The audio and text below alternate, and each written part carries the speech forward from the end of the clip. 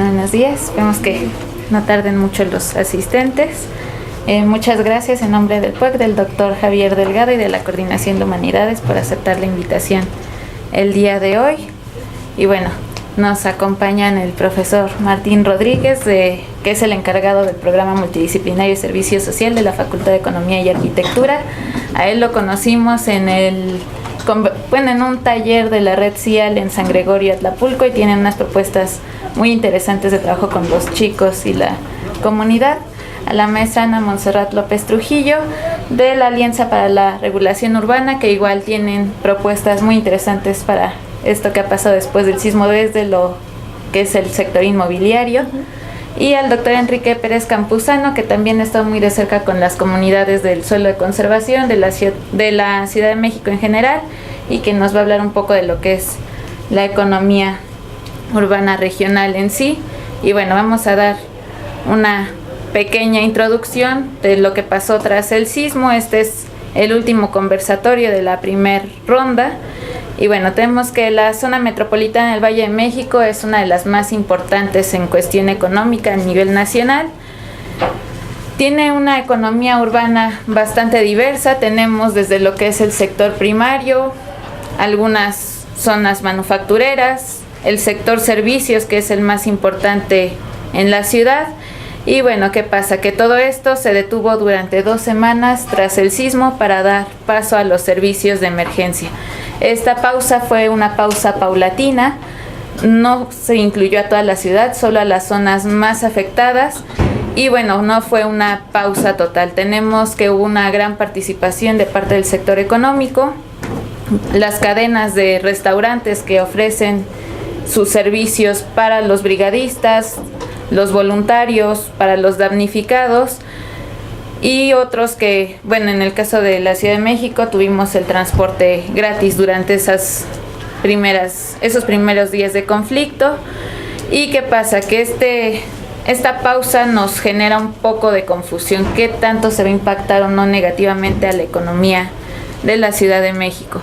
No es la primera vez que tenemos este tipo de pausas. Sabemos que la economía es una actividad social, entonces estamos un poco al riesgo de diferentes factores. Ya en el 2009 también tuvimos una pausa por la cuestión de la influenza. En el sector primario tenemos que hay pausas cada que llueve mucho, cuando hay heladas, cuando tenemos épocas de sequías. Pero ¿qué pasa? Que no habíamos enfrentado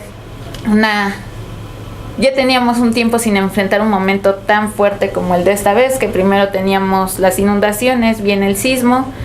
Y bueno, ahora la duda es cómo vamos a reactivar esto. Nos dicen los expertos que la disminución del tercer trimestre en el PIB va a ser del 0.35%, pero aún así esperamos un aumento anual del 2.5% en comparación al año anterior.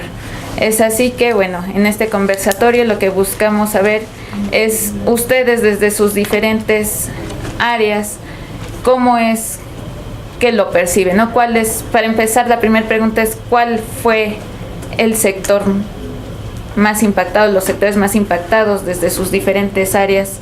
¿Cómo fue que quedaron las diferentes actividades económicas? Gracias. Pues por parte de la Alianza para la Regeneración Urbana tenemos una perspectiva bastante clara acerca de los sectores más afectados. Particularmente nos interesa concebirlo en 3 etapas. En la inmediata, que fue la destrucción del acervo capital, por así decirlo, cuando las viviendas, el patrimonio de muchas personas quedó reducido. Esa es la primera etapa, y los afectados pues son claros quiénes son. En la segunda etapa, la etapa a corto plazo, concebimos que son sobre las actividades, como mencionaban, en la zona central, Roma, Condesa, la del Valle, los restauranteros, los hoteleros se vieron afectados en la cuestión económica, principalmente el turismo, la aviación. Son sectores que se vieron afectados por el sismo de forma a corto plazo. Pero a largo plazo o a mediano plazo tenemos un impulso para la reconstrucción que tú llamabas a este incremento del PIB. Efectivamente, creemos que este sector va a incidir directamente en el beneficio para muchas personas, pero ahí está, en la equidistribución de ese recurso, en ver la manera de generar mecanismos bajo los cuales se distribuya adecuadamente esta riqueza que se va a generar a causa de la crisis que vivimos. Entonces, ya. Bueno, buenos días a todos. Yo considero que habría que apuntalar dos cuestiones. Primero, si bien es cierto el impacto en la Ciudad de México en particular, es algo que si nosotros hacemos una revisión de los datos que maneja SEDATU acerca de las afectaciones con respecto al resto de los estados que fueron colapsados por los sismos, es una cantidad menor, pero a la inversa, el nivel de concentración de población en estos cerca de 2.000 inmuebles aproximadamente que en registro oficial existen, ahí hay que tomar un tanto el dato entre comillas, ¿no? Por varias cuestiones que en su momento comentaré, pero sí habría que considerar que este impacto tiene la trascendencia en un lugar en donde hay una mayor concentración de la población, en donde existen prácticamente todos los servicios que brinda una urbe, ¿no? Es la ciudad más importante del país, una de las más importantes del mundo, conforma lo que le llaman la megalópolis, conjuntando otros espacios que estaríamos nosotros refiriendo a Morelos, estaríamos refiriendo a Tlaxcala, Puebla, Hidalgo, etcétera. Y sobre ese marco habría que tener mucha puntualidad en relación a dos grandes sectores de la actividad productiva de nuestro centro nacional.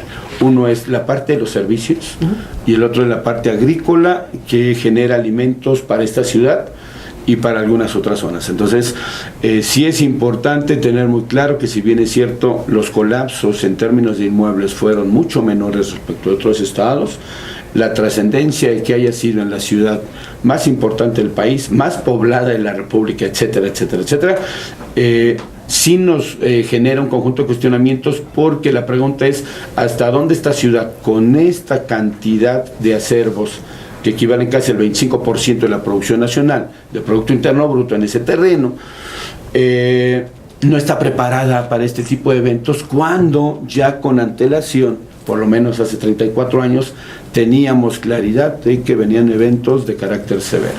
Y entonces eso nos envía a distintos retos, con distintos actores, tratando de entender que, si bien es cierto es la que produce más riqueza, también es la que concentra una parte importante de pobreza, y a veces pobreza extrema bastante pronunciada. A diferencia de los sismos o del sismo mayúsculo del 19 de septiembre, 34 años atrás, los impactos son en regiones distintas. Ya técnicamente nos han informado por qué, pero habría que entender que una parte de ese censo de daños no lo hemos acabado de concluir, en virtud de que podríamos afirmar que hay un velo que está nublando una parte de los diagnósticos que tenemos, y que los diagnósticos, en primera instancia, como bien dice la maestra Ana, hay una parte en la que habría que poner el acento respecto de que en la emergencia, la primera parte es resolver que la gente salga con vida, que no haya pérdidas humanas o la menor cantidad de pérdidas humanas, el rescate de los restos humanos de aquellas personas que desafortunadamente fallecieron, pero esa es la primera etapa. La siguiente etapa es cómo estamos nosotros en términos de un diagnóstico para eventos posteriores, y eventos posteriores quiere decir desde los colapsos en términos de un derrumbe de cualquier tipo de inmueble, o de daños en infraestructura. Y los daños de la infraestructura, como en el caso de San Gregorio, se vuelven fundamentales. Una parte es la pérdida de la vivienda, y otra parte es el colapso de las vías de transporte, que no te permiten a traer los productos a los centros de abasto en donde estabas regularmente enviándolos, o a la inversa, el atraer insumos que te permitan desarrollar la actividad productiva. Entonces, ahí tenemos un problema de diagnóstico importante que para los economistas, para la gente que se encuentra trabajando en el área de urbanismo, para las organizaciones sociales que trabajan conjuntamente con la sociedad civil y con las entidades de gobierno y las públicas y las áreas privadas, digamos, tenemos mucha tarea. Y en ese sentido sí habría que tener mucha claridad en la condición de que nos hace falta un diagnóstico más robusto, en virtud de que si yo no tengo en la fachada de mi casa una grieta o una parte de mi infraestructura colapsada, entonces quiere decir que no estoy siendo damnificado. Pero si tú entras a las viviendas, te das cuenta que las viviendas tuvieron una parte de daño, a veces importante, que no se ve a primera vista. Esa es la parte en la que yo digo, nosotros tenemos ahí un velo que no nos permite observar de manera importante, y me parece que son necesarios un conjunto de esfuerzos y trabajos desde el ámbito del urbanismo, desde el ámbito de la arquitectura, de la ingeniería, de la propia sociedad civil y de las otras disciplinas que podemos trabajar conjuntamente con estas áreas específicas de desenvolvimiento. Entonces, yo diría que en ese terreno la Ciudad de México por eso cobra esa importancia, pese a que en Oaxaca, Chiapas, Puebla, Morelos, una parte del Estado de México, por supuesto, etcétera, diría en este caso, de los 347 municipios contenidos en 7 estados de la República, que suman, según ese dato, al 12 de octubre, 170,000 viviendas que resultaron con daño, ¿verdad? La Ciudad de México cobra esa importancia. Entonces, los esfuerzos que hay que empujar, me parece que están centrados en esta área que para nosotros es nuestra área de vida, ¿no? Pero también habría que mirar a los estados vecinos y más hacia el sur, porque a veces existen problemas de política pública muy importantes y por eso se requieren interacciones más sólidas, ¿no? Yo por ahí empezaría un poquito en esta parte. Bueno, yo quisiera puntualizar 3 cosas. La primera son los efectos macro del sismo, o sea, en términos del Producto Interno Bruto, productividad, etcétera. La otra tiene que ver con la recuperación en términos micro de muchos de los negocios, en su mayoría familiares que se vieron afectados. Claro que no son lógicas que ocurran por distintos caminos, sino que más bien son formas diferentes de tratarlas analíticamente. La segunda es ¿qué tanto esto tiene que ver con un proceso de recesión económica de la Ciudad de México que ya ha sido puntualizado, ¿no? Estamos en un contexto en donde la productividad del trabajo, el Producto Interno Bruto de la ciudad ha venido cayendo, no solamente en términos de participación respecto al total nacional, sino también en términos de la propia efectividad de la economía de la Ciudad de México para encarar nuevos procesos económicos a nivel macro, ¿no? Ya sean estos a nivel nacional o internacional. Y la tercera cuestión es que creo que hay una cuestión que ha sido poco vista en términos de esta dinámica de crecimiento post-sismo, y es una cuestión que tiene que ver con los efectos ya sean directos o indirectos, ¿no? Con estos efectos directos, evidentemente la infraestructura es lo principal, pero los indirectos, que son todos aquellos que tienen que ver con procesos de mediano y largo plazo que todavía no logramos visualizar, ¿no? Y por efectos directos, indirectos, pueden ser positivos y negativos. O sea, no estamos hablando de solamente el proceso de recuperación y los costos a corto plazo para una parte importante de las arcas de la Ciudad de México, sino también los procesos de recuperación que pueden detonar cierto tipo de crecimiento económico de la ciudad. Al contrario censo de lo que comúnmente se plantea, creo que uno de los sectores que va a ser mayormente beneficiado va a ser el inmobiliario, ¿no? No hay duda de ello, ¿no? O sea, el problema sigue siendo no el crecimiento del sector, sino para quién es este crecimiento, ¿no? Y eso es lo que creo que tendremos que poner en la discusión, no más que las dinámicas propias. Hay otro sector que está creciendo y que crecerá en los próximos por lo menos 2 trimestres, es el sector financiero y particularmente el de seguros, ¿no? Las grandes financiadoras de seguros o las grandes ofrecedoras de servicios de seguros crecieron de manera importante en el último trimestre, lo que implica que esto podría convertirse como una suerte de burbuja económica muy particular de sectores sin que esto exista una derrama económica, un efecto de derrama sobre otro tipo de sectores, que es el asunto central que habrá que resolver. ¿Cómo creas cierto tipo de efectos de crecimiento sobre otros sectores que van al rezago de los sectores más dinámicos, ¿no? Y, por ejemplo, para poner casos muy banales, ¿no? ¿Qué pasa con las afectaciones a las salones de belleza familiares?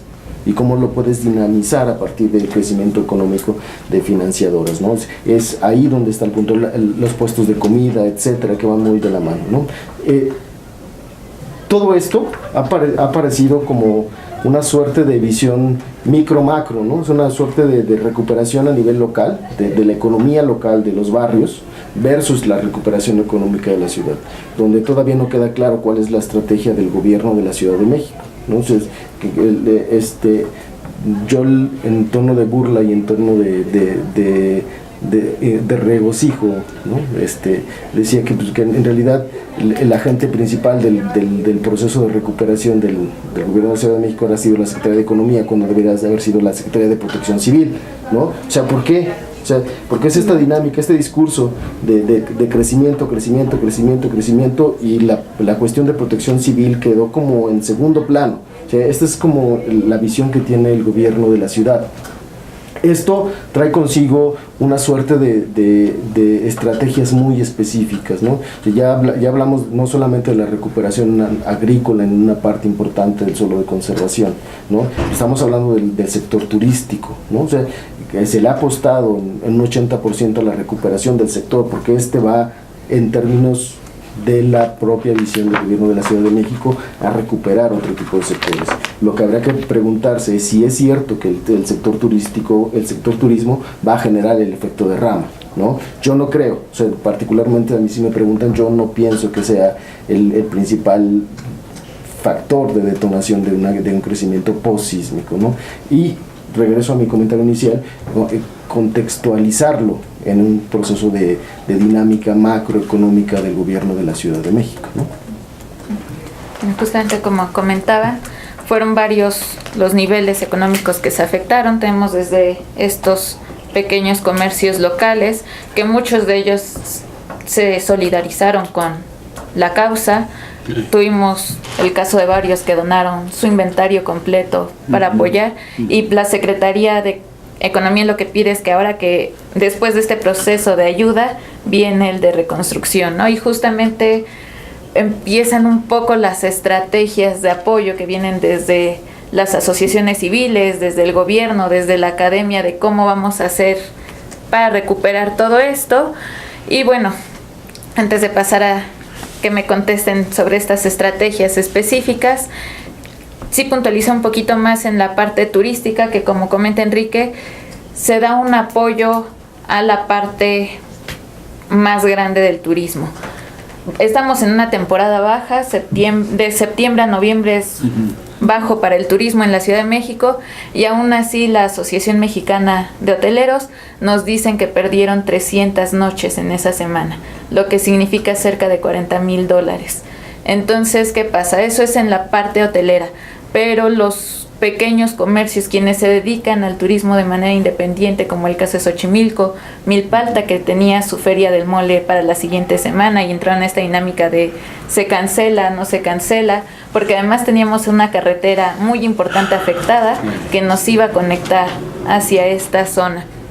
Por otro lado, si se apuesta al turismo, se dice que se puede regenerar un crecimiento económico con el turismo, y nos tocó el fin de semana pasado que tuvimos eventos magnos en la Ciudad de México. Estaba el concierto de Paul McCartney, la Fórmula 1, todo lo que es relacionado a Día de Muertos, y se esperaban 14,000 visitantes durante ese fin de semana. La apuesta era esa, que se creciera a nivel económico en cuanto al turismo. Todavía no tienen como que el dato completo de si sí sirvió, si no sirvió, pero bueno, no sé en otros sectores cuáles hayan sido las actividades que están generando para un crecimiento económico.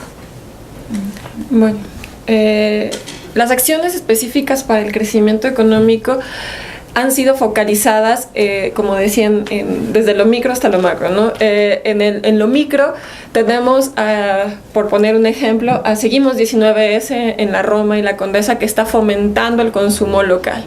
En Oaxaca y en Puebla te dicen, estamos listos para recibirlos. ¿Por qué? Porque Oaxaca, Puebla, Chiapas y la Ciudad de México tienen más del 35% del PIB del tercer sector. Entonces, como decían, las implicaciones, terciarias,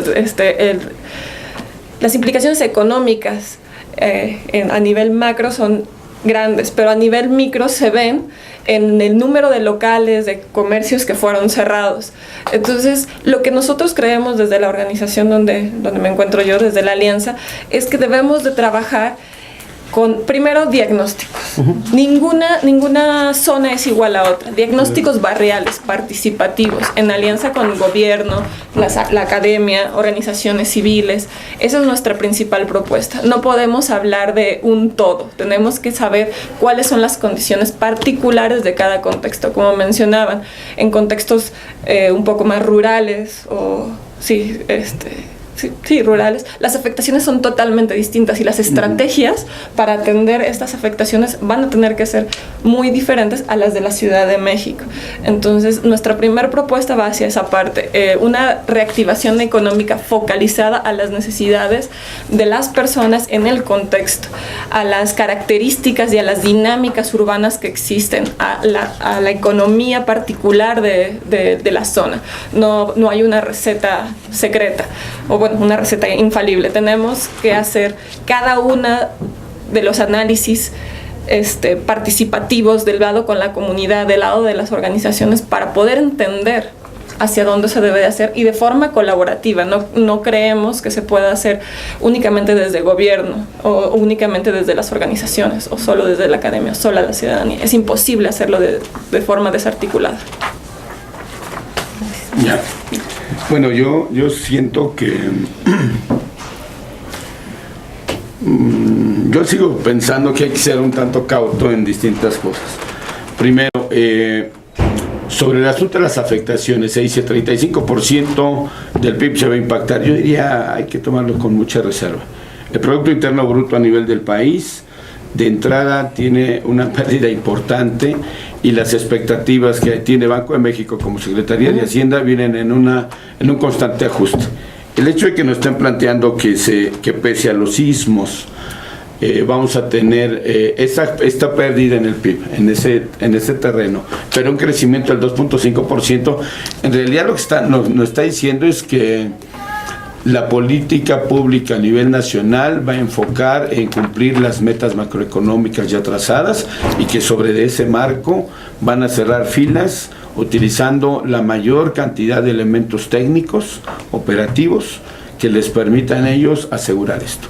Por eso es que cuando nos está planteando el doctor Enrique Pérez sobre el asunto de cómo está el contexto en la parte socioeconómica, nos regresa al término de la discusión de dónde están los recursos, cómo están los recursos, quiénes son los impactados, y sobre ese marco cuál es la política pública de aplicación de los dineros. Y de verdad es muy difícil el asunto para la población, porque hay que entender dos cosas. Cuando nosotros revisamos cómo se da el crecimiento, cómo nosotros podemos definir un proceso recesivo existente o no, el primer sector a que nosotros nos tenemos que referir es al sector construcción. O sea, es el que nos refleja si existe o no crecimiento en economía. Y entonces, casualmente, ¿verdad?, el espacio de acción económica que va a tener mayor impacto es este.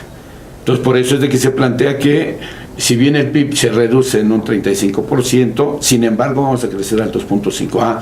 Ahí hay que entender que el fondeo de los más de 57,000 millones de pesos de los cuales se está hablando, que se requieren, pues va una parte importante ahí, ¿no? Insumos, materiales, equipo, mano de obra, etcétera. ¿De dónde va a venir esto? ¿Quién lo va a pagar? Etcétera. Desafortunadamente lo vamos a pagar todos nosotros. ¿Y saben cuál es el problema? Que desafortunadamente también no tenemos injerencia en las tomas de decisiones de cómo nosotros estamos viendo la canalización de los recursos.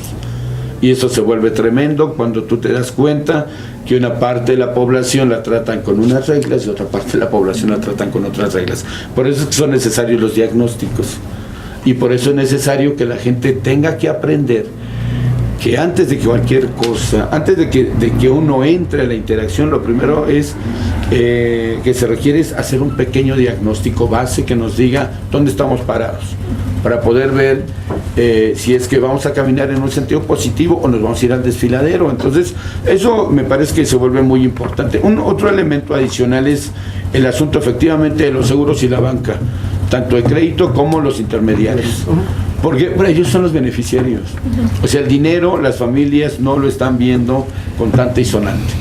Lo que están viendo son mecanismos de transferencia, ¿verdad?, electrónica, que nos permiten hacer una transacción y que prácticamente podemos decir que es un trueque a la palabra, ¿no? Pero el trueque a la palabra requiere diagnósticos, ¿no?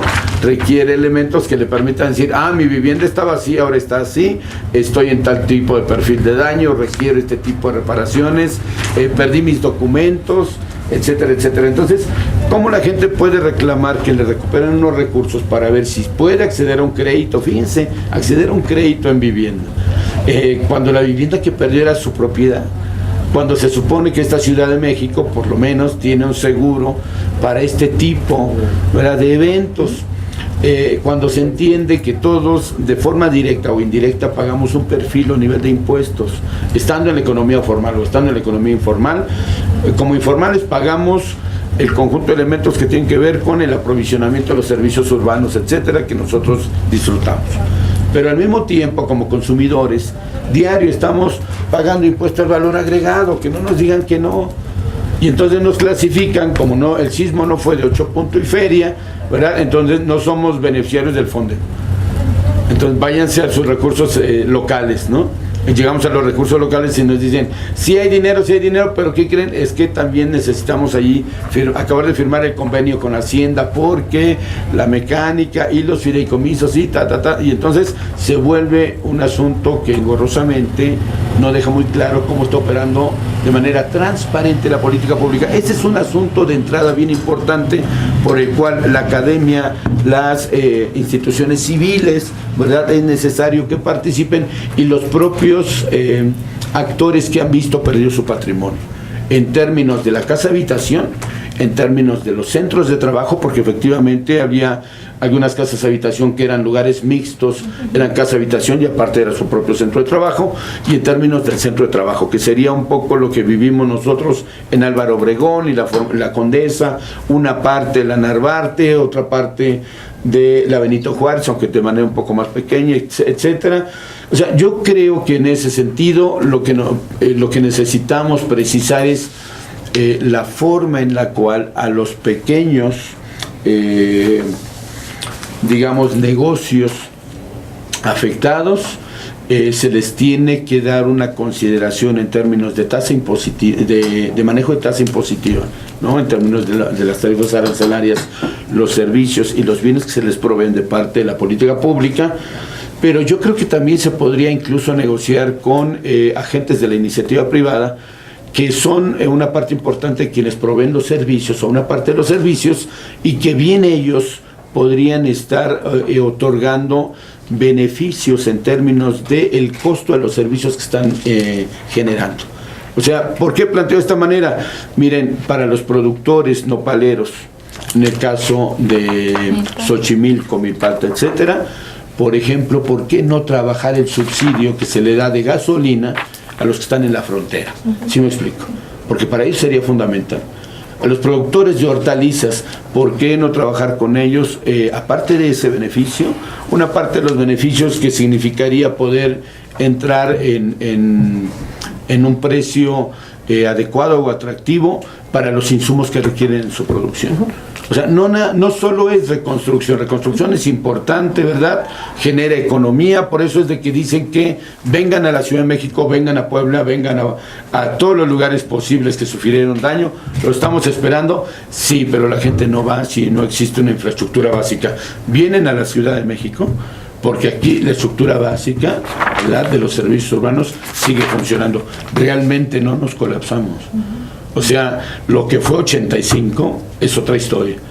O sea, ustedes podían caminar por la Avenida Insurgentes y las calles estaban levantadas. Caminaban por Reforma y había edificios derruidos. Caminaban por la Cuauhtémoc, lo mismo. O sea, era otro escenario. Los actores actuales, muchos de los actores actuales, yo los agruparía en dos lugares. Uno, en términos de sector, más bien de niveles de ingreso. Uno, una clase media, digamos, con un nivel de ingreso alto, con respecto al promedio, y en las orillas un conjunto de familias trabajadoras con ingresos bajos o medios bajos, de entre 3, 4 salarios mínimos, cuando mucho, ¿verdad?, en el top, que se ven afectadas por las condiciones que tienen y que no cuentan con un fondo para reconstruir. Y cuando te dicen que te van a hacer un préstamo para poder reconstruir o para construir toda tu vivienda, hay que irse de espaldas, porque aunque yo pague con tasas de interés de Infonavit o de Fobiste, mi préstamo que me hagan yo lo voy a estar pagando por lo menos 3 veces, por lo menos, ¿no? Entonces, ahí yo creo que en ese sentido, efectivamente, inmobiliarias, efectivamente, banca de crédito, efectivamente intermediarios financieros, para ellos el asunto del sismo es una gran oportunidad. Entonces el punto es cómo hacemos para que la sociedad, para que sea más bien la gran oportunidad de la sociedad, ¿no? Yo por ahí estaría pensándole en ese terreno, y bajo ese marco me parece, ¿verdad?, que en términos muy específicos es insuficiente lo que el gobierno federal y estatal han estado desarrollando para poder apuntalar la situación que vive la economía del Distrito Federal en particular. ¿No se han fijado que circulamos bien rápido? Ya se dieron cuenta. ¿No se han fijado que hay horarios que estaban antes megasaturados y que ahorita en noviembre apenas comienzan a megasaturarse? Quien mueve la Ciudad de México son los millones de escolares de educación básica y media superior que se vieron impactados por esta condición, y ahí hay que poner un punto rojo. Hay una gran cantidad de escuelas e instituciones públicas de educación, también privadas, que no han sido lo suficientemente diagnosticadas sus inmuebles para poder estar operando, y que podría ser una tragedia si no damos las recomendaciones adecuadas para que la política pública pueda entrar en el terreno de revisar estos aspectos. Yo creo que eso es algo importante. Sí hay actividades de acondicionamiento de la economía, impactan estos sectores. El turismo es importante porque deja cash, de momento deja cash, y el dinero todo el mundo lo necesitamos, ¿verdad? Es un mal necesario, y a veces un bien muy importante, pero el asunto está en que en el corto plazo tiene una condición, en otros momentos otra. Bueno, yo dos cosas. La primera es, creo que la organización administrativa para la recuperación es uno de los elementos centrales.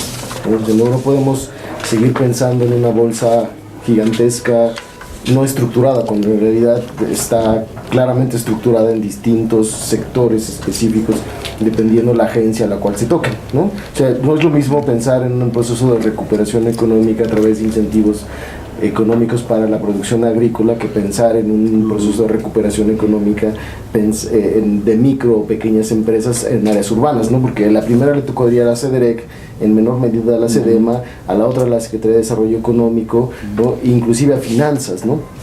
Entonces, este tipo de cuestiones creo que entorpecen muchísimo el análisis de cómo funciona un gobierno en procesos de recuperación económica, ¿no?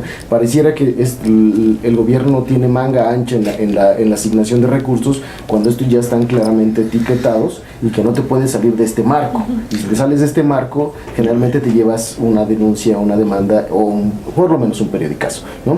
Este es el primer elemento. Creo que esta es la primera gran traba en términos del funcionamiento del gobierno, y que el gobierno de la Ciudad de México no tiene la culpa, y eso también hay que ser más muy claros, tiene que ver con la propia historia de la legislación mexicana en materia de anticorrupción, ¿no? Entonces, si no tenemos un sistema más o menos fluido en este término, el paso de una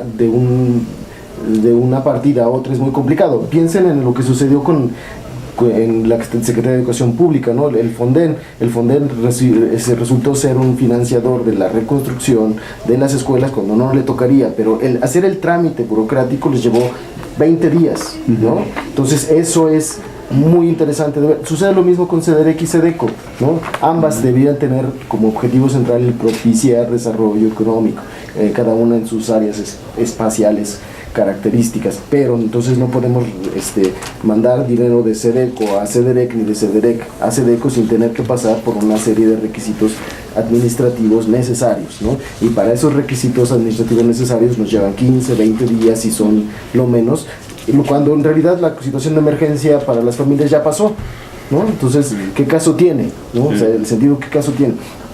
La segunda cuestión que es interesante de plantear es ¿quiénes son entonces los otros financiadores de desarrollo económico, ¿no? O sea, podemos hablar de los macros, ¿no? Fondo Monetario Internacional, Banco Mundial y la forma en cómo van haciendo este tipo de fondeos con las respectivas tasas de interés. Pero hay otra cuestión que también estuvo en tela de muchos de las discusiones, que fue el papel de las donaciones internacionales y quién se hacía cargo, ¿no? O sea, nos llenaron de información que el gobierno, tanto de la Ciudad de México como el gobierno federal, no podía hacerse cargo de esta bolsa de dinero, y que iban a ser las organizaciones no gubernamentales, fideicomisos, etcétera, Cruz Roja particularmente, las que iban a distribuir el dinero. No es que no haya una suerte de eficiencia, pero también queda como en una suerte de dilución de que cada quien va a hacerse cargo de su parte y no tenemos una visión general de cuál va a ser el proceso de recuperación, ¿no? Que ese es para mí la gran crítica, ¿no? No hay como un modelo de recuperación económica de mediano y largo plazo para la ciudad.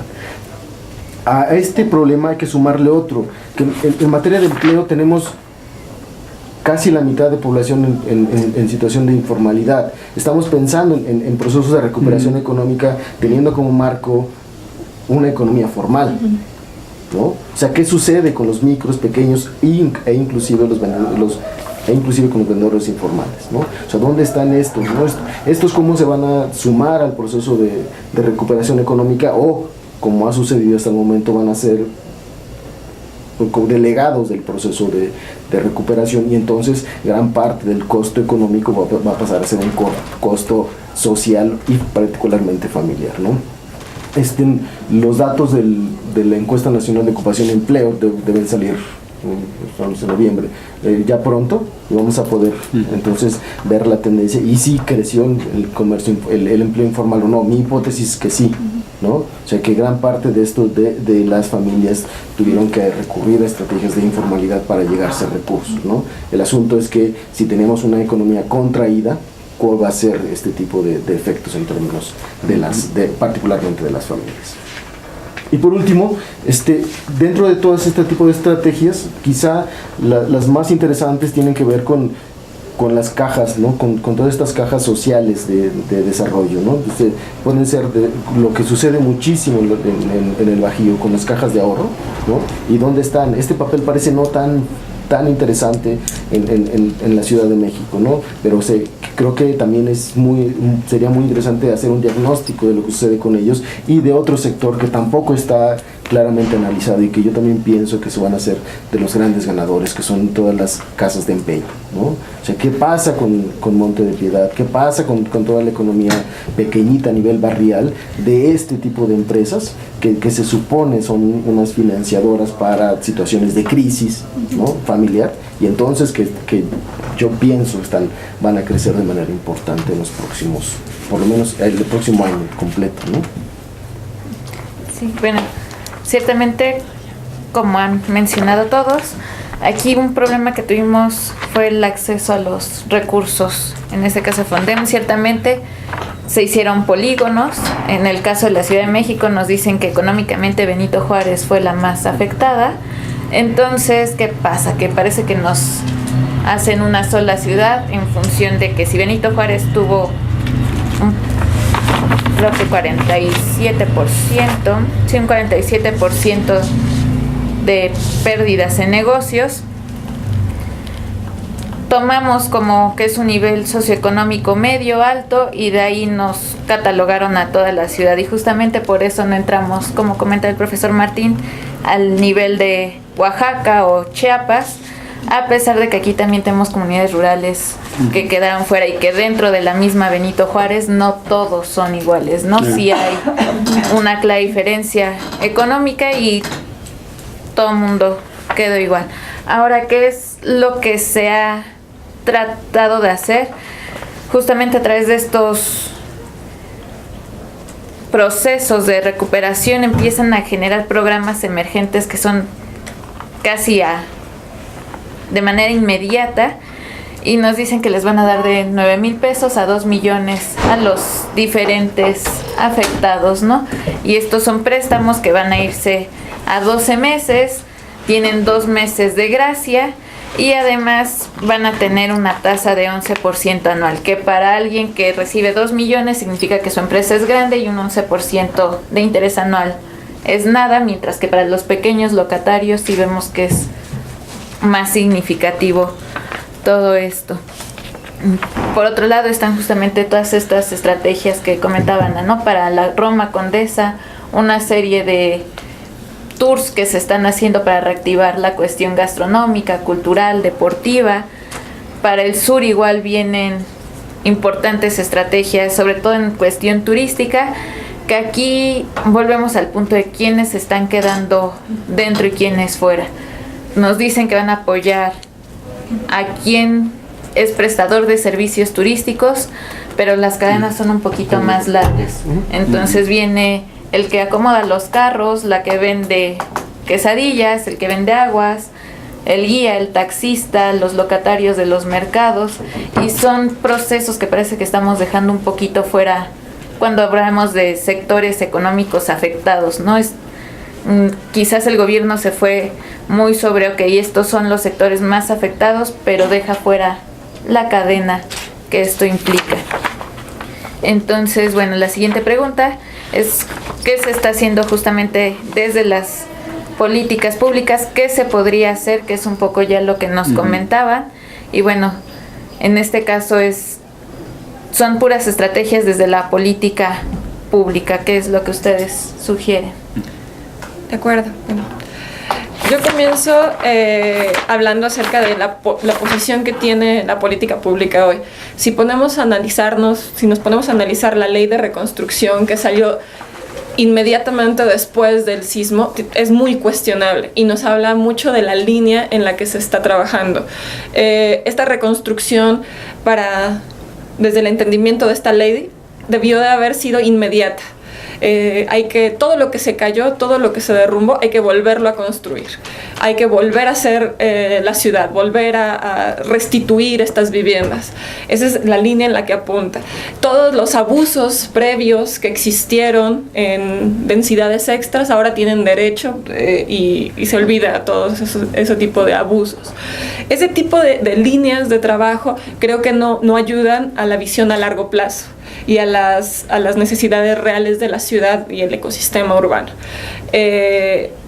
Hay que identificar claramente los afectados o bueno, las distintas capas de afectación que hubo en la ciudad. Hay que entender que en Benito Juárez, en la Condesa, en diferentes sectores, los afectados no necesariamente fueron directamente los propietarios, porque no eran propietarios, ellos en una mayoría eran las personas que rentaban. ¿Cómo se están distribuyendo estos recursos? Es una buena pregunta, y la manera en la que se está tratando desde gobierno este tipo de dinámicas pues apunta a que este trabajo entre organizaciones, sociedad civil y gobierno es necesario para proveer un poco de transparencia. ya que el tratamiento que se ha dado no ha sido lo suficientemente claro o organizado. Como mencionaba, la organización administrativa es fundamental. Creo que esa es la parte en la que en la que las políticas públicas deben de incidir a mayor medida, en organizar los recursos, en ayudar a establecer las líneas bajo las cuales se van a distribuir. Y esta visión a largo plazo debe de ser necesaria. Creo que el temblor fue una prueba para mostrar la resiliencia que existe en la ciudadanía, en las organizaciones, en la academia. Hay que adaptarnos a esta crisis y comenzar a empujar una regeneración urbana, no una reconstrucción, porque la reconstrucción es muy limitada y afecta únicamente el inmueble. Nosotros apostamos a que sea por barrios, a una escala humana.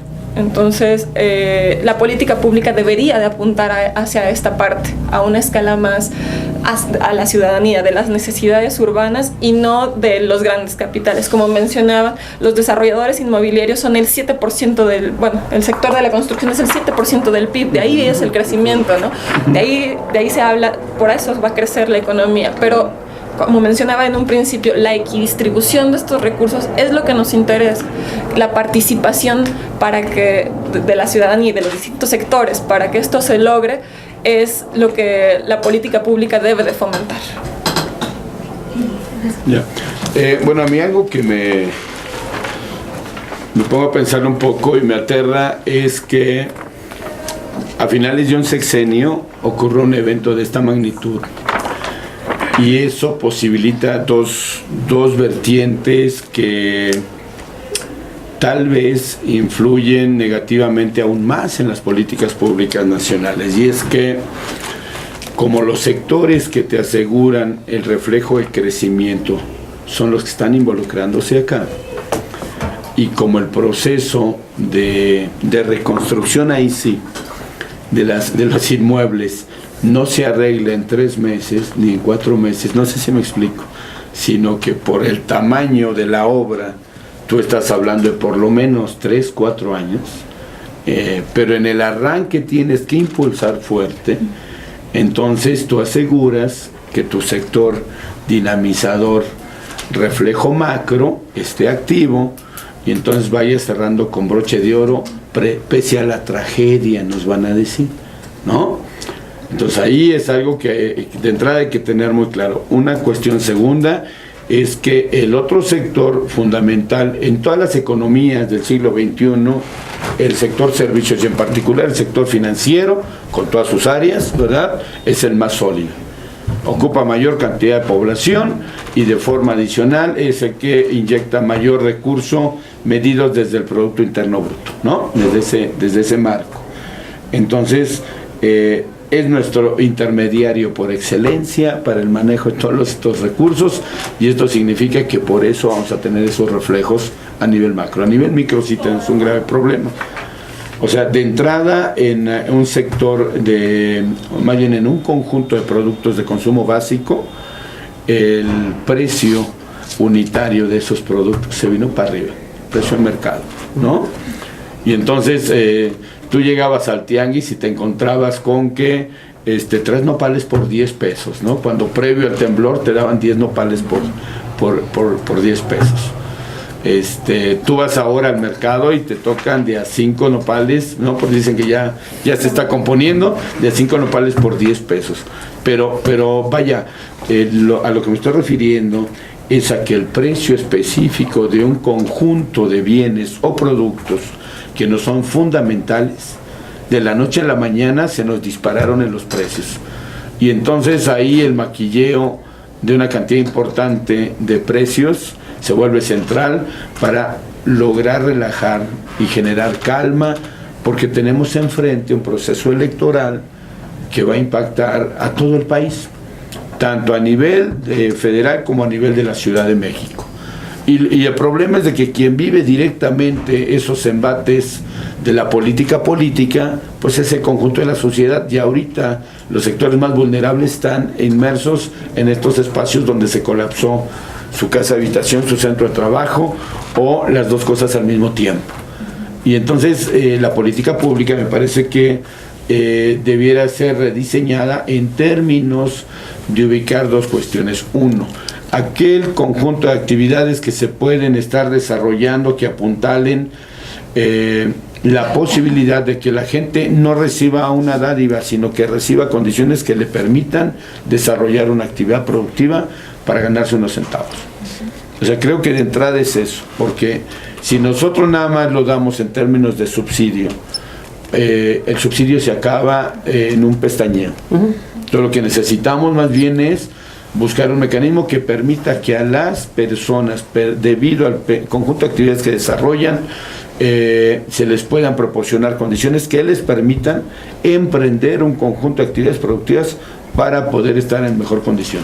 Algo que a mí me llama mucho la atención era que todo el mundo decía, hay que llevar víveres, y ahogábamos en agua a la gente. Cuando el agua, ¿verdad? Si nosotros la recuperamos en nuestra casa de habitación y le damos un tratamiento adecuado, la podemos consumir y no es necesario estar pagando 10 pesos por una botella de agua. Pero nos sentíamos indefensos. Ese es el problema. La política pública debiera no generar condiciones que a la gente le den una condición como de orfandad. No, al contrario. La política pública debiera estar conduciendo como resultado, ¿verdad? Enfocando en que la gente pueda sentirse confiada, segura, ¿verdad? En plena condición de tomar decisiones sin sentirse vulnerable. Y parece que es al revés, ¿no? Desafortunadamente así. Entonces, ¿qué se requiere de entrada? Visto desde la política pública, pues requerimos que el Estado mexicano y el gobierno del Distrito Federal apliquen un conjunto de medidas que le den seguridad a la gente para que pueda la gente confiar en ellos.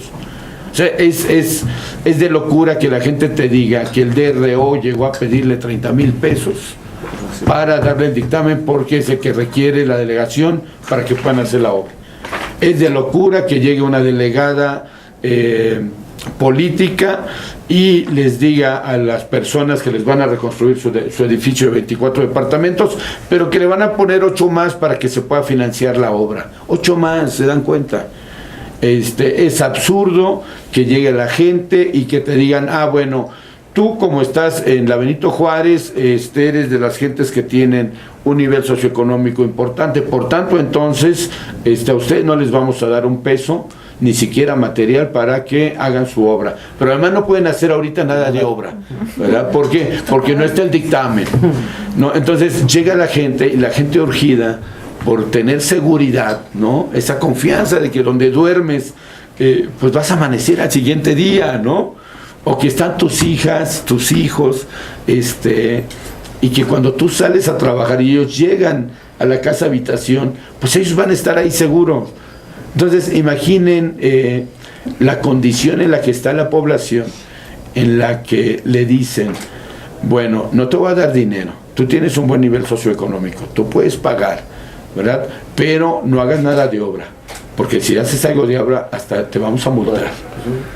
Entonces la pobre gente, digo pobre en un sentido del estado de indefensión, a lo mejor no necesariamente en términos económicos, la pobre gente va y trae una empresa que te dice, mira, aquí vamos a ponerle epopegamento, epoxipegamento, etcétera, y le vamos a poner, vamos a encamisar las traves y los castillos y etcétera, y te salen tanto, y luego llaman a otro, y el otro dice, no, ¿qué te pasa? Tienes que encamisar todo, ¿no? Y luego llaman a otro, y ese te da otro diagnóstico, y luego llega el DRO de la delegación, y te dicen, bueno, todo eso está mal, pero además para cualquier cosa que quieras hacer, requieres mi firma.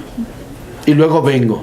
O sea, se dan a querer, ¿no? Y entonces ahí hay un problema, porque la política pública y quienes instrumentan la política pública son funcionarios que son contratados por la autoridad. La autoridad nosotros la elegimos, directa o indirectamente, ¿verdad? En un proceso electoral le dimos esas características.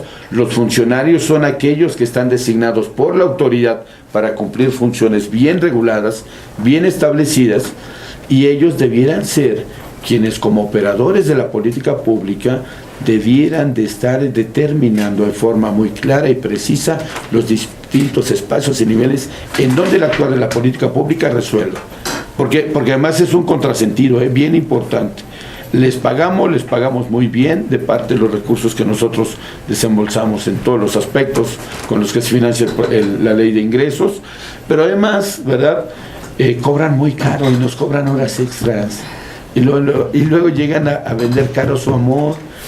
Y entonces las universidades pasamos a segundo plano, las instituciones civiles especializadas también pasan a segundo plano, y ahí hay un problema, porque no reconocen ni validan, ¿verdad?, lo que se está generando en estos espacios. Entonces se requiere que la política pública también abra esos espacios para tomar esas consideraciones que permitan esto, porque si no hacemos esto, el problema es de que cualquier estrategia pública que trate de contener, en realidad se va a volver una estrategia clientelar.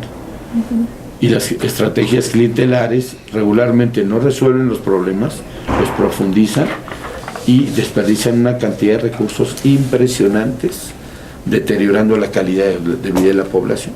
Entonces yo creo que de entrada, antes de decir hagas esto, lo otro, aquello, más bien habría que tener muy claro que existen estos límites.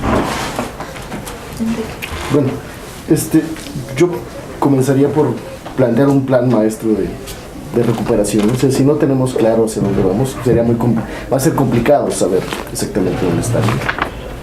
¿Por qué? Porque al parecer hay como muchas mezclas entre muchos procesos, ¿no? Tener claro, en primer lugar, cuáles son los incentivos para la recuperación de las viviendas, ¿no?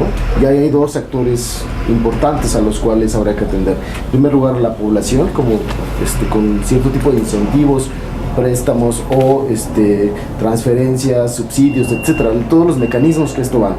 Pero por otro lado también están las inmobiliarias, no sé, y este es otro actor completamente diferente, en donde no necesariamente necesitas un préstamo o un subsidio de tal o cual cantidad, sino más bien necesitas todo el marco normativo que te permita actuar sobre este tipo de cosas. O tal vez si necesitas un financiamiento, pero no es el financiamiento de los 200,000, 300,000 pesos que muchas de las familias necesitan, sino necesitas 20, 25 millones con condiciones completamente diferentes. Entonces, esta primera línea, tenerla bien clara cuál es, pero la otra línea es todos los incentivos para la recuperación económica en términos de actividades per se, ¿no? Y entonces tener bien claro cuáles son los incentivos para la recuperación de los de las microempresas, de las pequeñas, de las medianas y de las grandes, ¿no? Y también con una estrategia diferencial, ¿no? O sea, las tasas de interés no pueden ser las mismas para una empresa muy grande que para una microempresa, ¿no?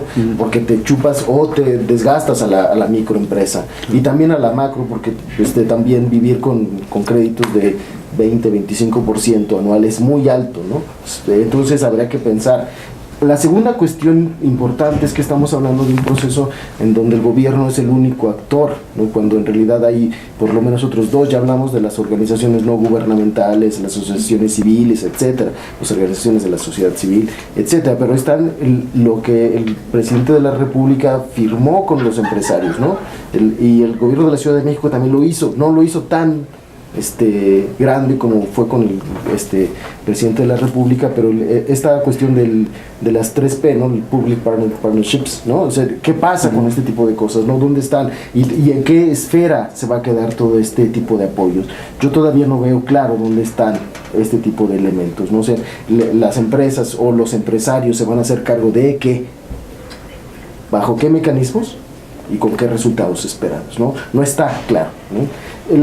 La segunda cosa que yo le pondría atención es a toda esta relación que pareciera que no existe, que nada más tenemos un lado importante, que es el lado de la demanda, ¿no? No tenemos todavía claro qué pasa con la oferta, perdón, al revés, tenemos bien claro qué pasa con la oferta, pero no tenemos bien claro qué pasa con la demanda, ¿no?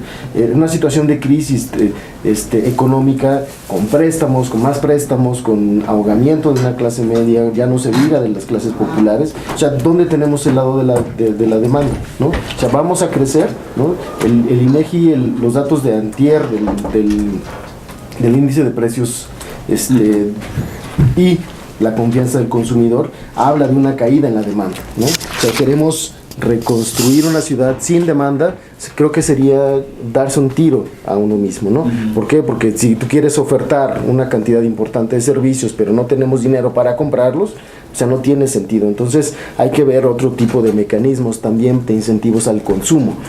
Nos piden que vayamos a Xochimilco, pero no tenemos ni vías de comunicación, pero tampoco tenemos dinero para comprar, ¿no? Entonces, ¿dónde está este tipo de incentivos para la recuperación? Y tercero, pensando en un más largo plazo, ¿qué pasa con la economía de la ciudad en términos más de corte cualitativo, no con un corte cuantitativo?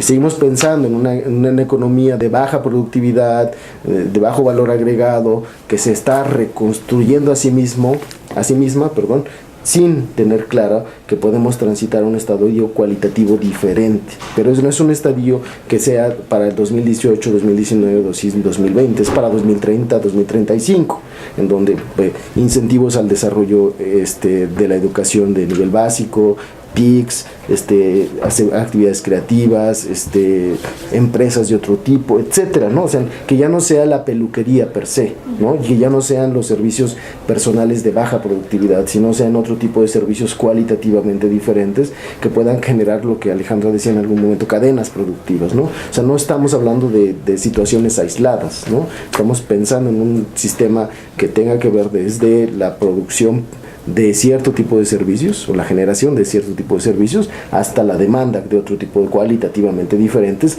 que incentive el crecimiento económico, pero sobre todo el desarrollo económico de la ciudad, ¿no?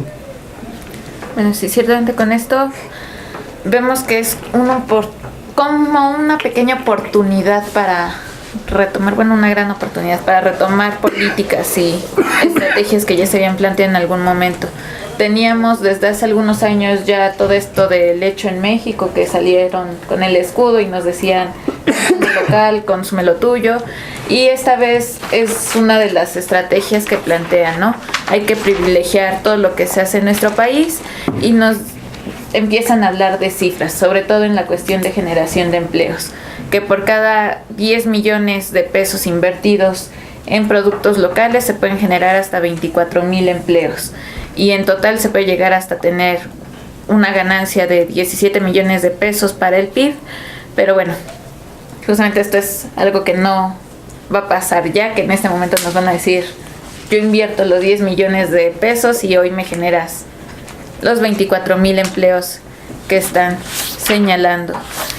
Y todo esto nos habla de qué tan preparados o no estamos, a pesar de que hace 32 años ya habíamos pasado por un evento similar, porque cada año tenemos inundaciones, porque cada año tenemos heladas, porque acabamos hace 8 años de pasar por lo de la influenza. No estamos listos aún para un plan emergente, contingente para nuestra reactivación económica. Y bueno, me gustaría que me comenten un poco qué es lo que hacen ustedes desde sus diferentes áreas y cómo es que proponen que se haga un plan contingente para la economía desde lo que trabajan. Particularmente, como apuntaba el doctor Enrique, los inmobiliarios son agentes fundamentales en este proceso de reconstrucción y regeneración, y nos estamos aliando con algunos de ellos. Estamos buscando aquellos que definan buenas prácticas o que generen buenas prácticas, y buenas prácticas entendemos como el respeto al ecosistema urbano, transparencia, participación social. A partir de alianzas con estos desarrolladores, creemos que se puede generar proyectos específicos para la reconstrucción. Habrá que priorizar aquellos que quieren hacer bien las cosas, que están dispuestos y que son capaces también de generar estos procesos en los cuales hay un involucramiento académico, comunitario, de todos los sectores de nuestra sociedad, no solamente de aquellos que mueven el gran capital o de sus beneficios inmediatos. Creemos que los inmobiliarios pueden ser ordenados, pueden ser coordinados por medio de políticas públicas. A falta de ellas, existen otro tipo de esfuerzos, particularmente por parte de la Alianza para la Regeneración Urbana y el Observatorio por el Derecho a la Vivienda. Está una certificación, Real Institute Developed Index, ¿Qué es el REDI? Es una, por así decirlo, una autorregulación por parte de los desarrolladores inmobiliarios, bajo los cuales ellos se certifican como buenos desarrolladores.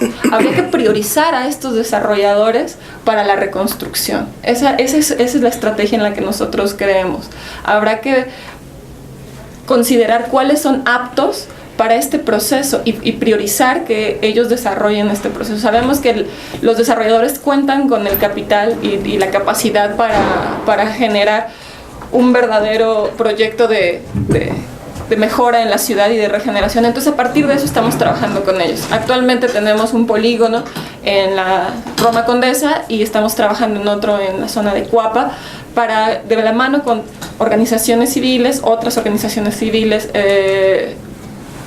la academia, los desarrolladores inmobiliarios y gobierno, encontrar las estrategias adecuadas, generarlas. No es decir esto es, vamos a construirlas, generar mesas de trabajo bajo las cuales encontremos las vías para tener estrategias eficaces. No solamente buenas intenciones, sino planes de acción, programas focalizados a escala de barrio, que es lo que nosotros proponemos, principalmente. Gracias. Como para ir concluyendo, creo que esto nos da para horas y para N cantidad de proyectos y aspectos. Bueno, yo creo que la política pública puede dar resultados o no, siempre y cuando sea aceptada y siempre y cuando sea corresponsable del conjunto de actores que de forma directa o indirecta están involucrados con los distintos eventos de los cuales nosotros estamos viendo sus impactos. En ese sentido, las estrategias que nosotros podamos definir, llevar a efecto, impulsar, apoyar, etcétera, no van a tener realidad, me parece que adecuada o bondadosa en términos de los objetivos que se tracen si la gente no está participando. Esto es, si la propia población no asume una parte importante de su proceso de reconstrucción, es muy difícil que por fuera vengan y me resuelvan el asunto. 2 millones de pesos, ¿qué le pueden significar en condiciones de préstamo a alguien que perdió un departamento que en la del Valle te costaba 5,5 millones de pesos? Digo, de entrada. O 3,000 pesos para renta. 3,000 pesos para renta. Para alguien que igual en la Benito Juárez tenía un departamento que estaba rentando en 8 o 10 mil pesos. O sea, sí me explico. Porque no vive ahí, vive en otro lugar, pero ahí rentaba el departamento. Y la persona que ahí vivía ya se fue, ¿no? O sea, si sobrevivió, esa persona dijo, ya estuvo, si puedo sacar mis cosas me las llevo, y si no hay que se queden, luego vengo, pero yo aquí ya no quiero estar, ¿no? O sea, y la gente se fue. ¿Cómo se le pide a la gente que regrese a Girasoles, ¿no? Cuando el edificio de al lado lo van a demoler, no les han dicho los impactos que va a tener, y de forma adicional ya les dijeron que como su edificio no tiene daño, ¿verdad?, ya no está ni en alerta amarillo, ellos, los dineros que tienen que meterle al edificio le van a meter ellos. Pero ellos siguen viviendo afuera porque además no los dejan ni entrar a sacar sus bienes. O sea, lo que quiero decir con esto es de que si la gente no otorga ese beneficio de reconocimiento a la política pública y al Estado y a los distintos actores que se involucran en estos procesos, la cosa no avanza. Pero además hay un problema, la gente no tiene su propio diagnóstico, eso es lo peor. O sea, tú platicas con los compañeros universitarios que son afectados allá y te percatas que siguen estando como que en la luna. O sea, no acaban de concientizar el asunto que les ha tocado vivir, que pone en riesgo su vida, su patrimonio y todo, y están pensando otras cosas. ¿Qué significa esto? Porque necesitamos nosotros, desde la academia, desde nuestras actividades profesionales, ¿verdad?, y de servicio social, involucrarnos con estos espacios, porque fíjense qué cosa tan contradictoria y al mismo tiempo tan importante para nuestra institución, la Universidad Nacional Autónoma de México, donde CEPAD es bien recibida. Y ustedes llegan a cualquier lugar de damnificados y dicen que son de la UNAM y miren, les abren las puertas en provincia y en la Ciudad de México. Y entonces lo que necesitamos es ver cómo estructuramos una parte importante de nuestro trabajo. No solo como UNAM, sino como UNAM, UACM, Politécnico, UAM. Si me explico, porque hay un conjunto de actividades que en las que somos complementarios. No sabemos de todo, tenemos nuestras áreas de trabajo. Y es necesario entonces ver cómo apoyamos estos diagnósticos, porque la gente no sabe que requiere tener un resguardo legal si va a firmar un crédito. ¿Y para eso qué necesitamos? Un fiscalista. Para eso qué necesitamos? Alguien que conozca de obra, para saber si efectivamente lo que le dicen que le van a dar es lo que le van a dar. Alguien que sepa de presupuesto, ¿verdad?, que en términos contables o en términos de desarrollo, de corrida financiera, puede decir, aguas amigo, mire, es necesario que a lo mejor revise esto. Entonces, bueno, yo creo que en ese sentido, tanto las organizaciones de la sociedad, como le llaman, la sociedad civil, como las instituciones educativas tienen un papel muy importante. Sí es importante trabajar con el sector privado de manera, yo creo que fundamental, tratando de dejar claras medidas de compartimiento de responsabilidad que le permitan reconocer a la empresa que nosotros no estamos en pleito con que gane, ¿no? Más bien lo que creo que es importante para nosotros es que si van a ganar, lo que gane, ¿verdad?, sea realmente lo que ofertan en términos de la calidad que se requiere. Es absurdo que te vendan un edificio, un departamento en un edificio de 6 niveles que te cuesta 5,5 millones, el más barato de la del Valle era ese el precio, antes del sismo, ¿no? Con tecnología antisismo, y se cayó, ¿no? Entonces tú haces ahorita una búsqueda de cómo está el mercado inmobiliario ahí, y ahora te dicen que bueno, ya no valen 5,5 millones, ya valen 5 millones. O sea, tuvo una pérdida de 10%. En menos de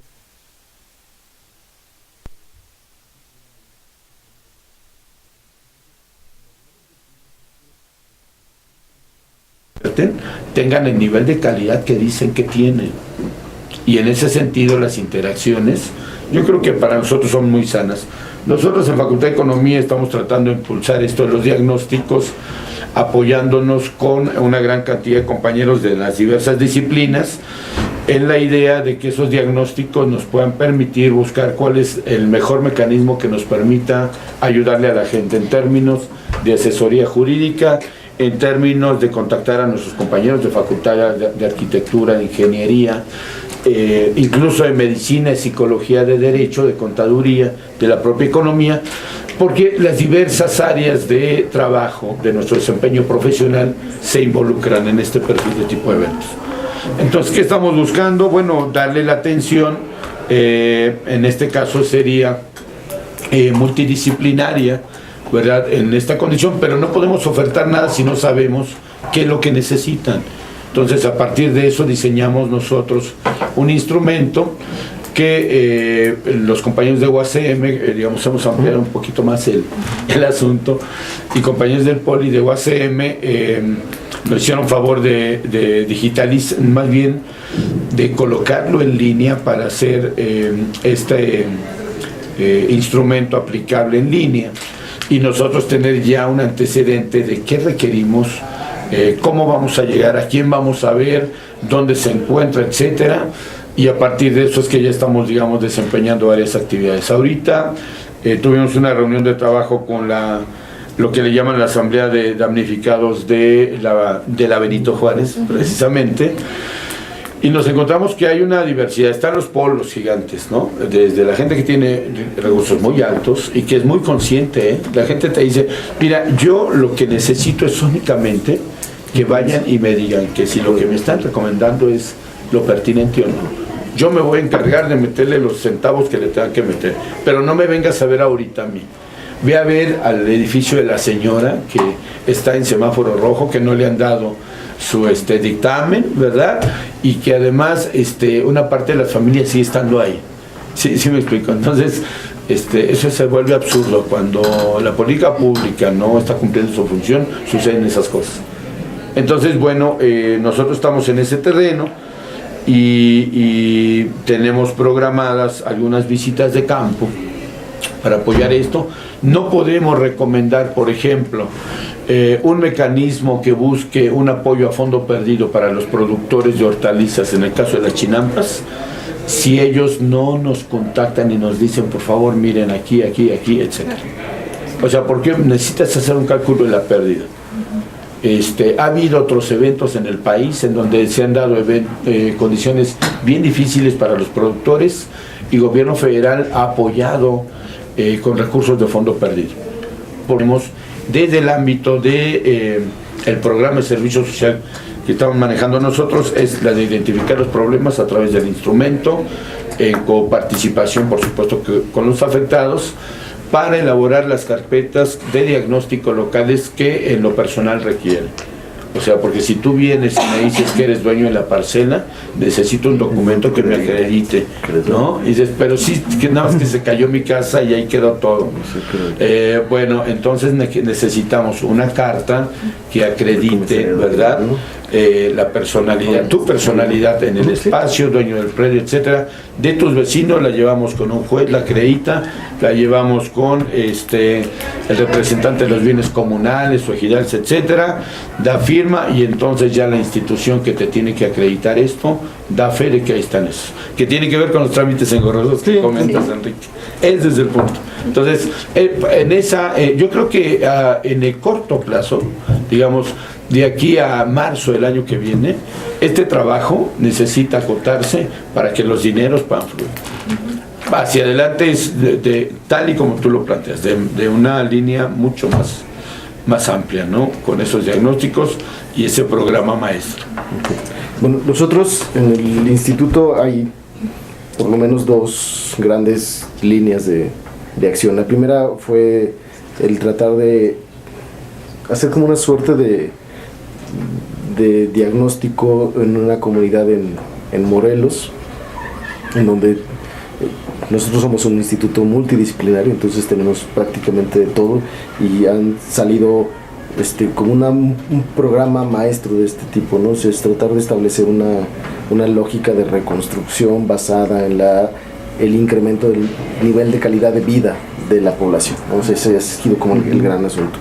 En términos de nuestro grupo de investigación, tenemos por lo menos dos grandes elementos, que es aquel que tiene que ver con suelo de conservación, donde la propia Alejandra trabaja, Luz, Pilar, ¿no? que tenemos diagnósticos como sectoriales de lo que está sucediendo, ¿no?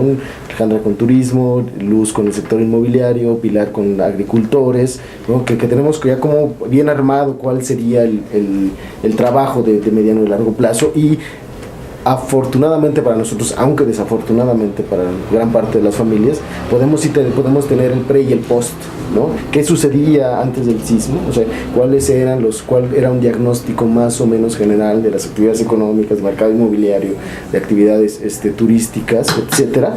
Y ya con el sismo podemos ver cuáles son las divergencias, qué pasó, dónde está, qué sucedió. Esto nos va a dar elementos para repensar una serie de estrategias de cadenas productivas, una cadena de comercialización o incentivos económicos para el turismo, etcétera, que va por ahí. El segundo es todo lo que pasa específicamente en las delegaciones centrales, y es el vínculo entre mercado inmobiliario y desarrollo de actividades económicas. Alejandra se hace cargo de esta parte, en donde que el asunto central es saber si ha habido un efecto real del sismo en términos de mercado inmobiliario, pero no solamente del mercado inmobiliario, sino sobre todo de las actividades que se asientan sobre el mercado inmobiliario, ¿no? Y ahí van como de la mano tratando de establecer cuáles son las estrategias de mediano y largo plazo, y por eso yo hablo más bien de este tipo de cosas, ¿no? Yo me rehúso a pensar que el problema del sismo se reduce a una escala de tiempo muy corta, ¿no? Porque el sismo en realidad tiene o esto como muchos detonadores hacia atrás o hacia adelante que producen efectos diferenciales o divergentes, ¿no? Y que habría que pensarlos con la finalidad de mejorar la política pública en el mediano y largo plazo, ¿no? Yo estoy muy clavado con la cuestión de los trámites administrativos y una ingeniería de la función pública, no solamente de la legislación, de los marcos. ¿Por qué? Porque si nos encontramos cuestiones completamente contradictorias, el más afectado paradójicamente es el gobierno. ¿Por qué? Porque pierde legitimidad, y al perder legitimidad tú pierdes cualquier tipo de acción de mediano y largo plazo que te permita incrementar tu propia legitimidad. Los segundos grandes afectados evidentemente es la población, pero si el gobierno sigue pensando en que hacer más controles sobre su propio quehacer, está dándose un balazo en el pie, ¿no? Ese es, creo que el gran abrigo que une ambas cosas. En el caso del Programa Universitario de Estudios para la Ciudad, que es el que está organizando estos conversatorios, hemos realizado una serie ya de conversatorios, como comentó, este es el último.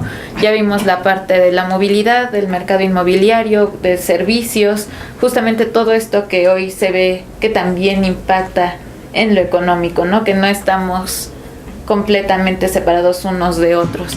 En el caso de SATSI, que organizó el de movilidad, y veíamos justamente estas carreteras que colapsan, qué impacto tenían no solo en lo urbano, ¿no? En lo social, en lo económico, la cuestión de la movilidad de los niños, que también nos ha impactado mucho, y ya lo organizaban en un seminario anterior. Vero, que organizó el de inmobiliarias, y también nos platican un poco de toda esta reconstrucción, ¿no? Que está pasando.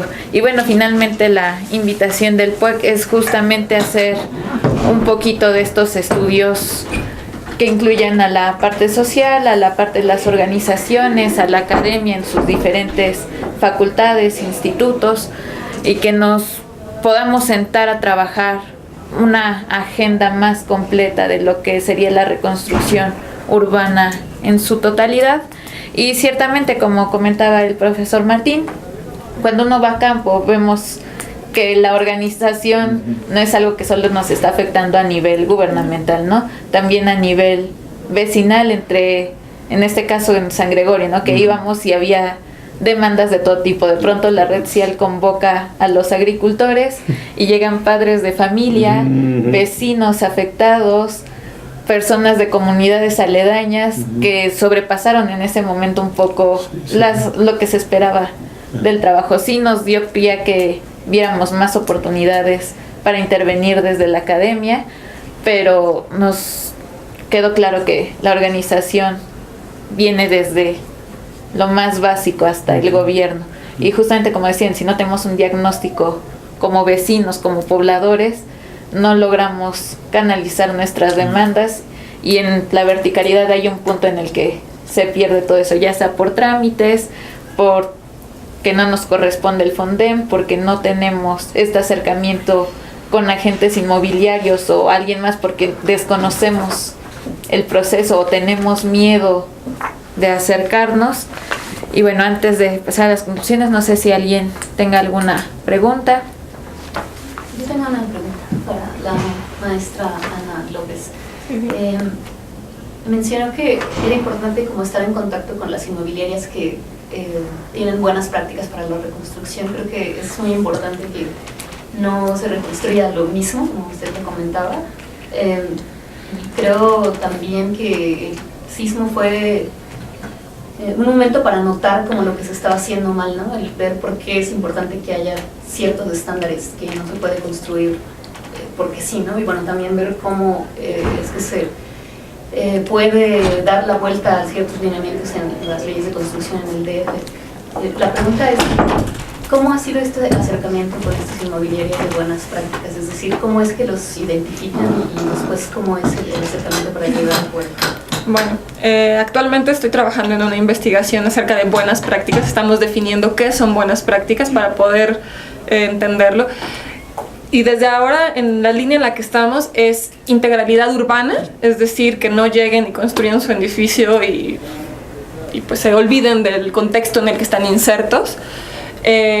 transparencia, que tiene que ver con la calidad constructiva y los procesos normativos para llegar a este proceso constructivo, finalmente, y la participación comunitaria, el involucramiento de la ciudadanía. Esas son como las 3 líneas principales bajo las cuales estamos nosotros estableciendo cuáles son buenas prácticas. Y creemos que si un desarrollador inmobiliario cumple con una integración, con transparencia y con una participación social, y está incurriendo en buenas prácticas. Parecen unicornios, pero los existen. Existen algunos casos en los cuales los desarrolladores están interesados en hacer ciudad más allá de hacer edificios. Pareciera que son 1 o 2, y sí, pero los existen y habrá que fomentar ese tipo de dinámicas. Hay muchos desarrolladores muy pequeños que no tienen estos grandes capitales para lograr pues generar una oferta importante de vivienda, pero habrá que buscar estos pequeños capitales, se alíen, se generen fideicomisos, mecanismos bajo los cuales estos desarrolladores puedan participar en el proceso. Eso es lo que estamos trabajando por parte de nuestra organización.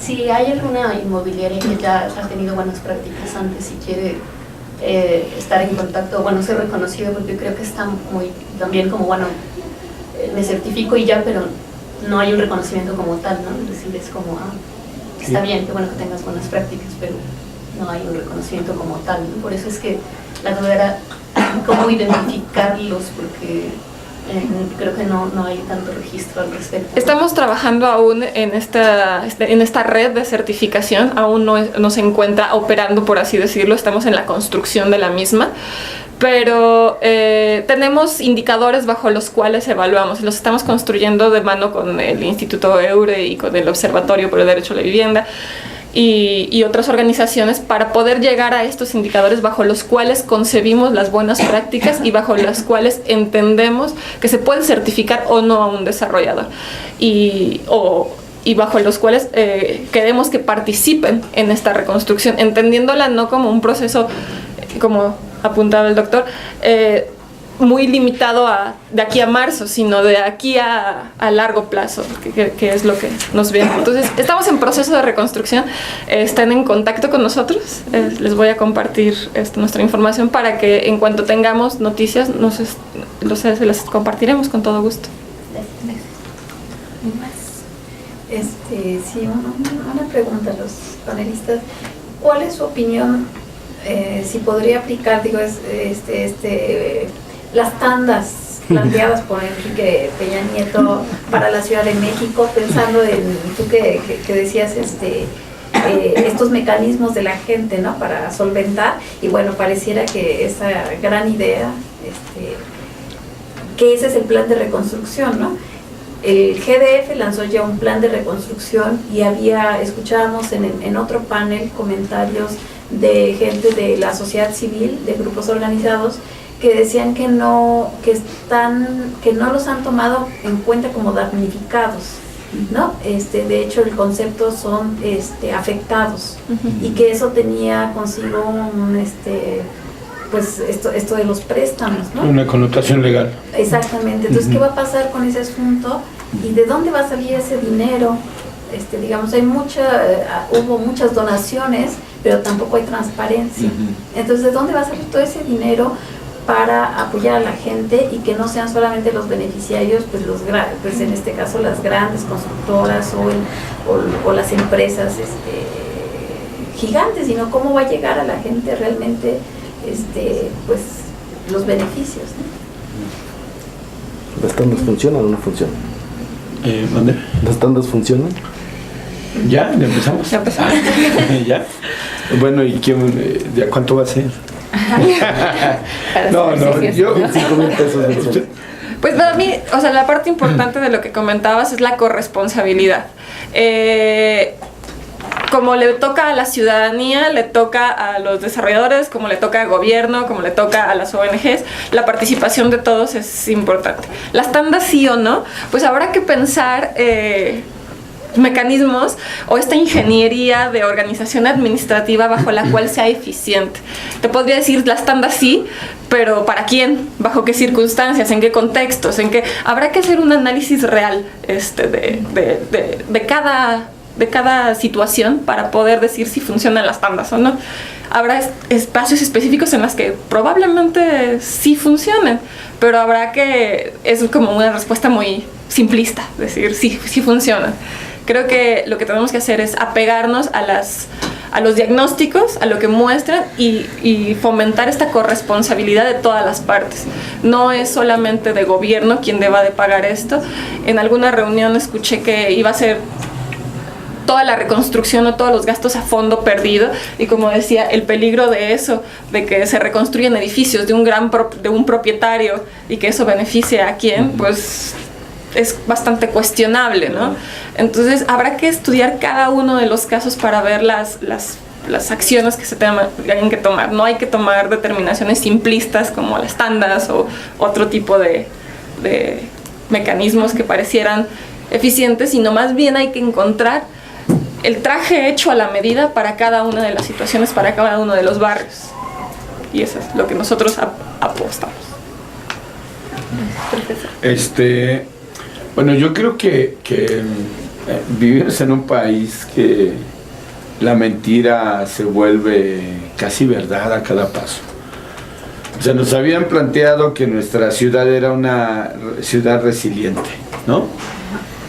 Y que bajo el marco de la ONU nosotros éramos líderes.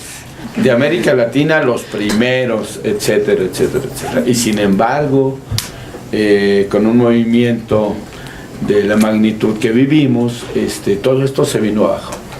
O sea, ahí de entrada yo diría que cómo nos podemos considerar o cómo podemos ver hacia atrás, 6 años atrás, más ahorita cuánto llevamos, 4, 10 años atrás, en el que se nos ha vendido esta idea de ser una ciudad, digamos, modelo, ¿no? El tener una clasificación de megalópolis con todas las interconexiones y nodos que significan, y que nos salgan con la tanda. O sea, se vuelve de risa, ¿no? ¿Cómo dicen que somos la economía, ¿qué? 14 del planeta? Nada más que para reconstruir o hacer cerca de 170,000 acciones de vivienda, nos llaman a la comprensión, ¿verdad?, de que nos van a estar dando nuestra tarjeta para ir al abono, ¿no? Sí me explico, es insultante. Y sin embargo, la sociedad ha visto de manera colaborativa construir su patrimonio en una gran cantidad de el origen que le da la sociedad mexicana, y que a lo mejor a eso le llamamos tanda. Ajá. Pero lo que no entienden es que las tandas no surgen a partir de una sustitución de la política pública por la obligatoriedad de un esfuerzo colaborativo que se impone frente a una emergencia. O sea, la política pública es ajena a las tandas, tan ajena a las tandas que las corretea para que paguen impuestos, tan ajena a las tandas que los ve como un conjunto de actividades que podrían casi llamarse ilícitas, porque a ver de dónde saca usted de la noche a la mañana 30,000 pesos, ¿no? O 15,000 o 5,000, ¿no?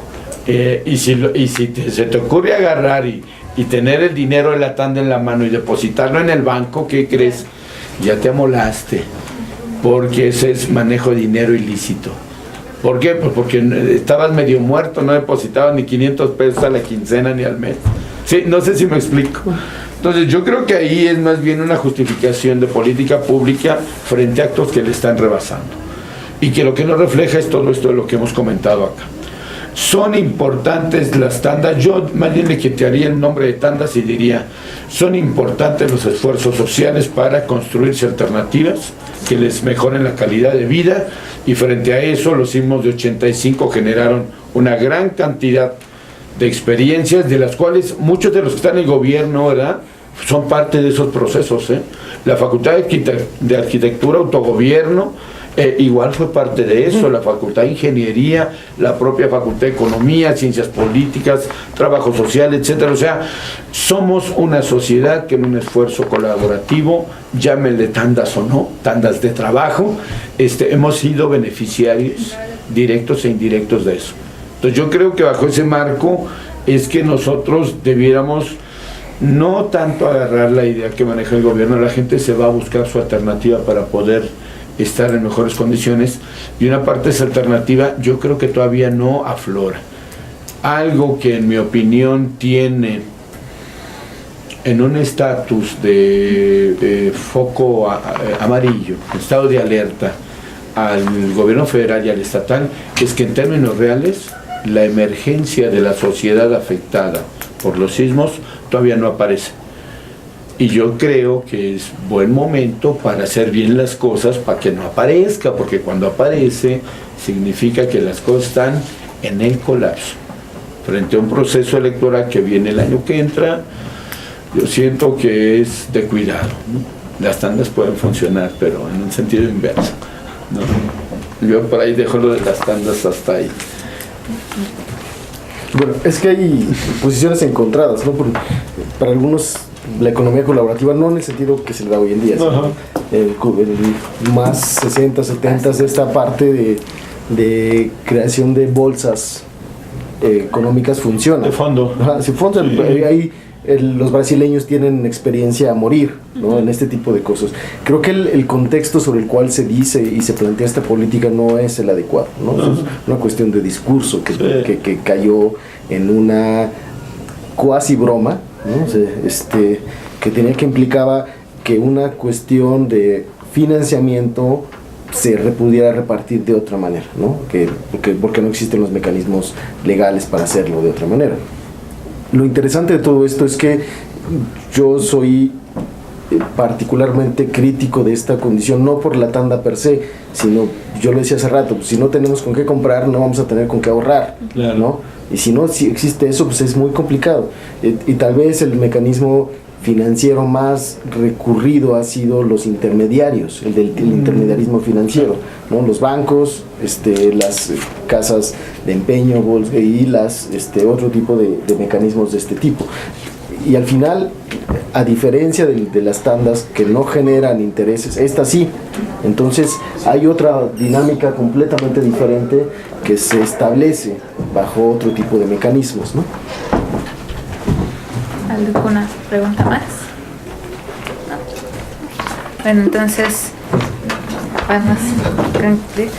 Estamos viendo justamente que lo que necesitamos es entonces generar un plan maestro de regeneración urbana en el que empecemos desde lo básico en los actores, pero que también tenemos que hacer un tejido un tanto transversal, ¿no? No podemos, en primera hay que hacer polígonos más específicos de actuación, no podemos hablar de la Ciudad de México como una sola gran ciudad donde tenemos una economía de servicios, porque es el fuerte, ¿no? Sino hablar de una Ciudad de México que está dividida en sectores como la Roma, la Condesa, donde ciertamente son los servicios los predominantes, Milpa Alta, Tláhuac, Xochimilco, que tienen la agricultura, la zona del norte donde está toda la parte industrial, y qué tipo de afectados o damnificados tenemos, ¿no? ¿A quiénes se le da qué término para tener este apoyo? Y de ahí, bueno, nosotros como academia que vamos a ir prácticamente paralelos en todos estos procesos como organizaciones civiles y tratar de no segregar a quienes participan o no, ¿no? Cómo hacer los llamados. Ya veíamos en conversatorios anteriores la cuestión de las redes sociales, el poder que tuvieron, pero que igual no todos tienen acceso a las redes. En el caso de San Gregorio vimos que el llamado fue a través de cartulinas que se pusieron en los postes y en las casas, y de que todo el mundo sabía dónde iba a ser la reunión, no había pierde, todo el mundo sabía llegar a esa casa, aunque no fuéramos de ahí, llegábamos y ya sabemos que era esa calle, ese número y hasta la señora que nos iba a recibir. Entonces son dinámicas completamente diferentes en la ciudad. Entonces sí, tener ya identificado esto, pasamos a la parte de las políticas, donde, como comenta Enrique, tenemos que lograr hacer algo para hacer eficiente todos estos procesos burocráticos, que no se cansa la gente, quienes igual pueden acceder o no, ¿no? Quizás hay sectores que tengan mayor facilidad, como comentaba en la Benito Juárez, que sabían perfectamente qué es lo que tenían que hacer y solo necesitan que les dijeran sí o no, y otros en los que sí hay que acompañar desde el principio del proceso.